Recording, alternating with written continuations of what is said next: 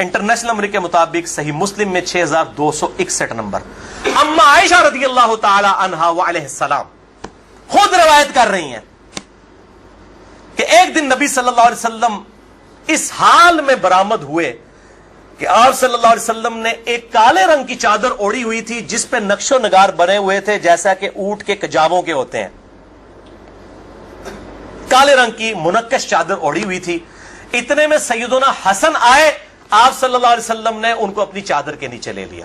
پھر سیدنا حسین آئے, ان کو اپنی چادر کے نیچے لے لیا. پھر سیدہ فاطمہ آئی, ان کو اپنی چادر کے نیچے لے لیا. پھر سیدنا علی آئے, ان کو بھی اپنی چادر کے نیچے. ان چاروں کو لیا اور پانچویں خود, جس سے پنج تن پاک کا ہم کنسپٹ لیتے ہیں, اسپیشل پروٹوکول ہے, چادر کے نیچے لیا. پھر آپ صلی اللہ علیہ وسلم نے سورۃ الاحزاب کی آیت نمبر 33 پڑھی, انما یرید اللہ لیذھب عنکم الرجس اہل البیت ویطہرکم تطہیرا.